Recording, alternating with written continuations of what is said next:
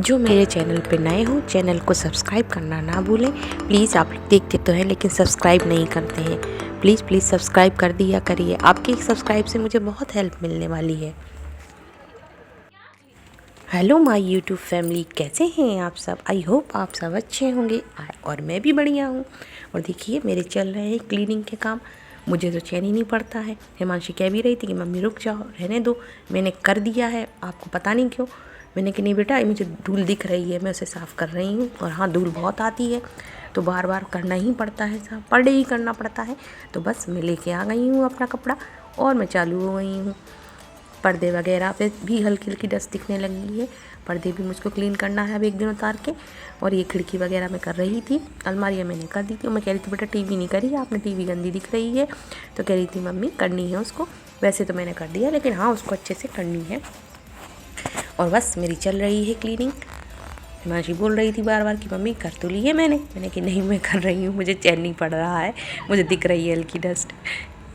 और बस फिर इसके बाद में करके आ गई हूँ किचन में और मेरी बन रही है यहाँ पर सब्जी। और ये है समथिंग वही 11 साढ़े 11 का टाइम है। और मॉर्निंग में तो प्रांजल तो जा चुके हैं स्कूल, हिमांशी छोड़ने गई थी उनको और मैं नहीं गई थी। मेरी तबीयत भी अब कुछ ठीक है, पहले से कुछ नहीं, हाँ काफ़ी मुझको आराम है। मैं सारे अपने वर्क कर रही हूँ, वर्क तो करने ही है। और हाँ, अब मैं आराम से कर रही हूँ। और मैं बना रही हूँ आज खाने में आलू की सब्ज़ी। और कुछ तो समझ में आ नहीं रहा था तो बस फिर क्या है, कुछ होता नहीं है तो फिर ये लगता है कि आलू की सब्ज़ी ही बनाओ। मटर एक दिन पहले बनाई थी तो आज मैंने आलू और टमाटर हल्के से रसे के बनाए हैं।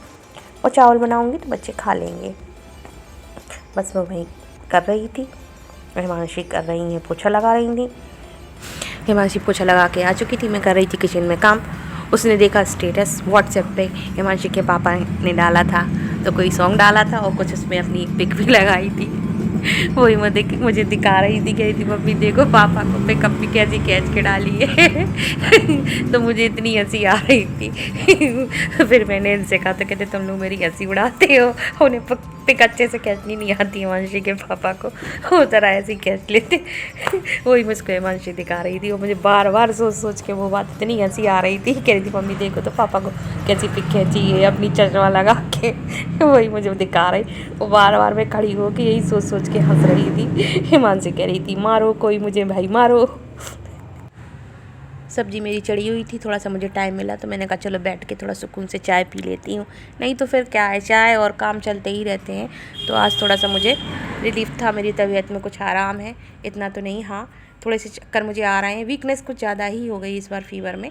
तो बस मैं बैठ गई थी और बैठ जाओ तो फिर मन करता है थोड़ी देर बैठ लो। तो बस मैं चाय का कप लेके बैठ गई हूँ टिक के सोफ़े पे। अब मेरा मन कर रहा है कि बस मैं उठूँ नहीं, तो बस मैं बैठी हुई हूँ। हिमांशी कह रही थी मम्मी सब्जी, हमने कि बेटा रसा कर दिया, मैं देख रही हूँ सब्जी। 4-5 दिन में से नहीं धो पाई बीच में, क्योंकि वही हुआ कि क्या कहना चाहिए, पहले मैंने धोया था कलर लगा के, लेकिन फिर एक्सीडेंट हो गया। इसके बाद फिर कहीं मंगलवार फिर गुरुवार, इस तरीके से फिर एकादशी या अमावस्या, तो फिर उसमें सिर धोया नहीं जाता है। तो वही करते करते मेरे बाल, और फिर मुझे फीवर आने लगा, तो बाल मेरे बहुत गंदे हो गए थे। तो बस मैंने कलर लगा लिया है, ख़राब भी हो गए थे, आगे से बाल दिखने लगते हैं थोड़े ग्रे, तो मैंने कलर लगा लिया है। और फिर मुझे अभी वॉश करने हैं। और अभी मैंने नहाया नहीं था, मैं लेट हो गई थी आज नहाने में। और जब से मुझे फ़ीवर आया है ना, तो डॉक्टर ने मुझे कहा है कि आप सुबह एकदम बिल्कुल नहाइए नहीं, मौसम अभी चेंज हो रहा है, इस वजह से आपको दिक्कत हो रही है। तो बस मैंने अभी नहाया नहीं था और जुकाम थे मैं कर रही थी। और हिमांशी चली गई थी नहाने, उसे प्रांजल को लेने जाना था। तो आटा रखा था तो मैंने सोचा जब तक मैं रोटियाँ बना के रख देती हूँ। सब्जी मेरी बन चुकी थी और बर्तन वगैरह मैंने सारे क्लीन कर लिए थे, मैंने पहले ही क्लीन कर लिए थे बर्तन सारे, बस ये रोटी वाले रह गए थे। तो मैंने कहा रोटी बना के समेट के किचन को, और फिर मैं ये वाले बर्तन, चकला है, बेलन है और तवा वगैरह क्लीन करके रख दूँगी, तो काम से निपट जाऊँगी। और सब्जी का बर्तन भी खाली कर लूँगी, कढ़ाई में मैंने सब्जी बनाई थी।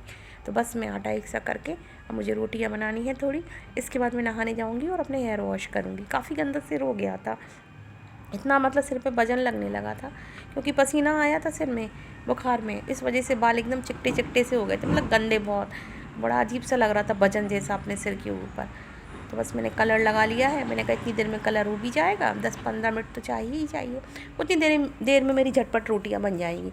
वैसे भी मेरी रोटियां बहुत जल्दी बनती हैं, मैं रोटियां बहुत जल्दी बना लेती हूँ। रोटियां मेरी बन चुकी हैं, बस मुझे किचन समेटनी है। ये सब मैं यहाँ से समेट कर बस मैं ये स्लेब को क्लीन कर दूँगी, गैस पोंछ दूँगी। गैस मैंने साफ़ कर दी थी, गैस अभी इतनी गंदी भी नहीं है, साबुन से साफ़ करी थी इससे पहले मैंने। एक दिन हिमांशी ने भी साफ़ करी थी, अच्छे से क्लीन कर दी थी। कह रही थी मम्मी मैंने आपकी जब तबीयत ख़राब थी मैंने साबुन से अच्छे से गैस को साफ़ किया था। हमने अच्छी बात है बेटा कि आप मुझको देख के अच्छी चीज़ें सीख रही हो। बच्चे वही हैं जो माँ बाप को देख के अच्छी चीज़ें सीखें, ना कि ये है कि उनको मतलब करते देखें और कुछ चीज़ों को सीखें नहीं। तो ये है कि बच्चों को सीखना चाहिए, तो वो भी सीखती जो मैं करती हूँ। तो उसने गैस क्लीन करी थी साबुन से, मुझसे कह रही थी। और हाँ, गैस सच में ही क्लीन थी। गंदी होती तो मैं कहती देखो बेटा इसमें कितने गंदे निशान पड़े हुए हैं चाय वगैरह के। तो बस गैस मैंने उसको अच्छे से कपड़े से साफ़ कर दी है, साबुन से क्लीन कर दी थी तो गंदी थी ही नहीं, तो जल्दी साफ़ हो गई है गैस। और बस मैं अपने ये रोटी वाले बर्तन और धो के रख दी थी, तवा वगैरह। और कढ़ाई मुझे खाली करनी है सब्ज़ी की। ये कढ़ाई खाली करके और सब्ज़ी उसमें दूसरे बर्तन में ट्रांसफ़र कर दूंगी और फिर मैं कढ़ाई मांज के रख दूंगी। तो कुल मिलाकर सारे काम हो गए हैं, अब किचन में कुछ भी काम नहीं बचा है। और चावल मैं बनाऊंगी शाम को। चावल कह रही थी हिमांशी मम्मी सब्ज़ी बनाई है आपने, तो चावल बनाई हमने बेटा, चावल शाम को बनाऊंगी। अब ये रोटियां बन गई हैं तो आप लोग खा लीजिए। और मुझे तो वैसे भी चावल नहीं खाना था, मैं वैसे भी खाती नहीं हूँ। इस समय तो वैसे ही मुझे खांसी वगैरह काफ़ी आ रही है, तो मैं नहीं खा रही हूँ। ठसका लग रहा है खांसी का भी रोटी वगैरह की स्मेल से ज़्यादा, मुझे मतलब एलर्जी जैसी होती है, इस टाइप से हो रहा है। तो बस मेरे ये हो चुके हैं, रोटी वगैरह हो गई है। और देखिए मैं आ गई हूँ नहा के, हेयर वॉश करके मैंने अपने बाल वॉश कर लिए थे और मैं सुखा लूँगी अच्छे से। मैंने धो तो लिए थे, मुझे लग रहा था देखो मुझे फीवर था अभी एक दिन पहले, और मैंने बाल धो लिए। लेकिन मैं क्या करूँ, इतना गंदा सर था कि मेरा मन ही नहीं मान रहा था। नहा भी रही थी लेकिन नहाए तो मैंने रोज़ है, बीच में मैंने 2 दिन नहीं नहा पाया क्योंकि मुझे इतना फीवर था, फीवर उतर ही नहीं रहा था। लेकिन इसके बाद फिर मैंने पर डे नहा लिया था। और आज मैंने सिर धो रही, मैं नहाने जा रही थी तो मुझे लग रहा था मैं सिर धो लूँ, तो बस मैंने सिर धो लिया है। तो अब मुझे काफ़ी अच्छा फील हो रहा है सिर धोने के बाद। देखिए मैं नहा चीज़ चालू हो जाती है। तबीयत में भी आराम नहीं है, वीकनेस बहुत है शरीर में, खड़ी नहीं हो पा रही हूँ, चक्कर आते हैं मुझको। मैं आ गई तो मैंने कहा थोड़ा चाय बनाती हूँ। खाना मेरा बन चुका था, मैंने बनाई थी आलू की सब्ज़ी, रोटियाँ, दही जमाया था। अब जमा तो दिया था कढ़ी के लिए, रायते की सोची थी, उस रायते से पहले ही मेरा रायता फैल गया। मैं दही लाई थी, मैंने कहा जमाऊँगी रायता बनाऊँगी। मौसम चेंज हो गया, मैंने नहीं खाया ना मैंने बनाया। उस दिन पता नहीं क्या हुआ, पढ़ाने लगी मैं आके, तो मैंने कहा दही रख दिया। इन लोगों ने खाया था थोड़ा थोड़ा, बच्चों लोगों ने और हिमांशी के पापा ने, मैंने तो नहीं खाया था। और फिर अगले दिन से तो मेरी इतनी तबीयत, अगर मैं खा ली थी तो हिमांशी के पापा कहते देखा दही खाया था ना, हो गया, का ज़रूरी थी खाना। हस्बैंड्स का तो ये होता है ना, हर बात में पत्नियों को दोष देते हैं। तो मैंने तो नहीं खाया था, कोई और जमा दिया है। आ गई हूँ नहा के, हेयर वॉश मैंने कर लिए थे और आज कल सुबह नहीं नहा पा रही हूँ, 2 दिन से जब से मुझे फीवर आया है। कलर मैंने लगाया था, बाल बहुत ख़राब हो गए थे, इतने गंदे हो गए थे बुखार में, पसीने से चिपचिपे। तो बस मैंने वॉश किए थे, सिर खुजाती थी, मतलब खुजली मरने लगी थी सिर में गंदे से। तो अभी मैंने वॉश किए हैं। और अब आने वाले हफ्ते में, नेक्स्ट वीक में बहुत शादियां हैं, देखो कैसे क्या होता है। शादियां आने से पूरा बजट गड़बड़ हो जाता है। क्या करें भाई, कुछ खास हैं जिनके यहाँ जाना ज़रूरी है, जाना तो सभी के ज़रूरी है। अब देखिए कहाँ पहुँच पाते हैं, 3-4 कार्ड एक ही डेट के आ गए हैं।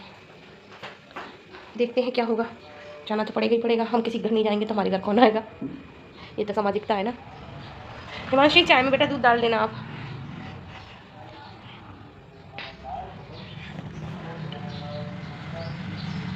सिर मेरा पता नहीं क्यों भारी हो रहा है, दर्द हो रहा है, पता नहीं।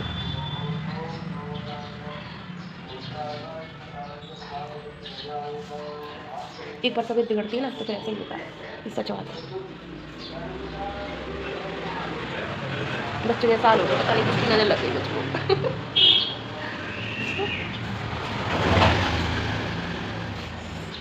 धूप हैगी तेज,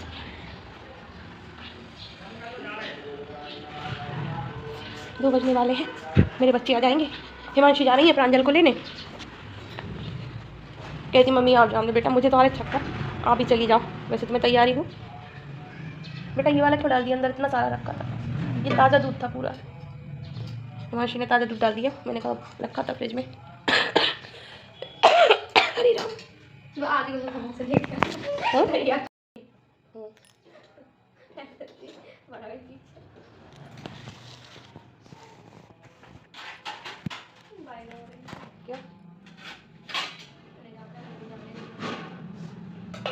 हिमांशी चली गई है प्रांजल को लेने, मुझसे कह रही थी मम्मी आप चली जाओ। मैंने कहा बेटा मैं नहीं जा सकती, मुझे चक्कर आ रहे हैं। पता नहीं क्यों इस बार के बुखार में मुझे बहुत वीकनेस आ गई, मुझे समझ ही में नहीं आ रहा ऐसा क्यों है। इतना तो मुझे कोरोना के टाइम पे नहीं हुआ था। कोरोना जब हुआ था तो हिमांशी के पापा की और मेरी इतनी तबीयत ख़राब हो गई थी।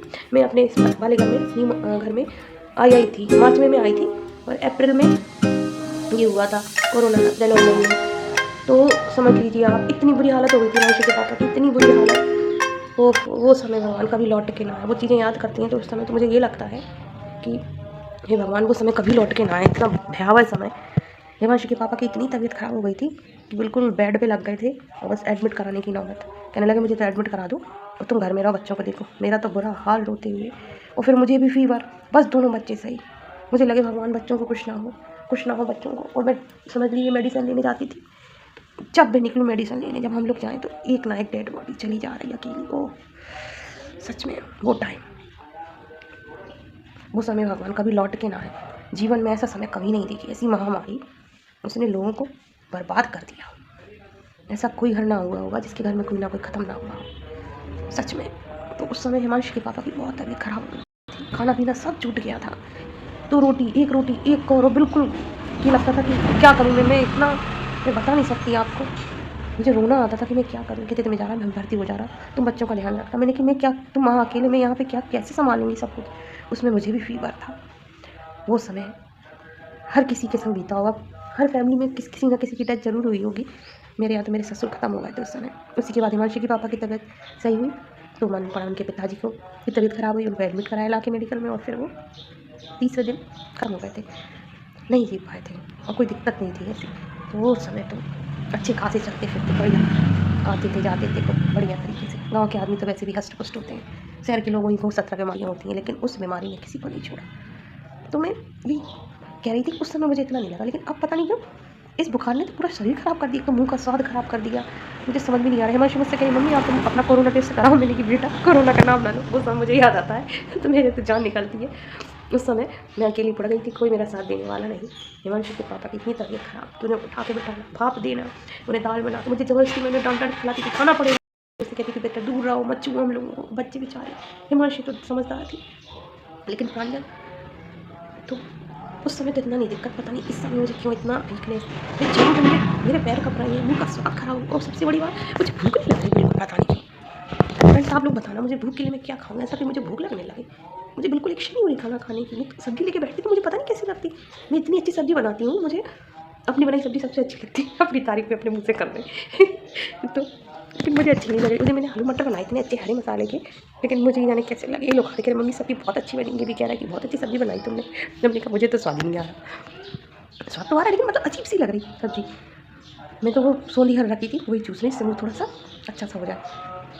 उसकी वजह से खा में कुछ नहीं रही। कल भी मैंने दिन में क्या खाया था, सुबह मैंने 2 पराठे खाए थे और शाम को हिमांशु ने बनवाया था पास्ता, तो मैंने पास्ता खाया था, थोड़ा सा मैंने खाया। कहने लगी और ले लो ना बेटा, मुझे जा ही नहीं रहा मेरे अंदर। आटा भी रखा था तो रोटियाँ नहीं बनाई थी, कल शाम को खाना थी जगह तो इनको जाना था।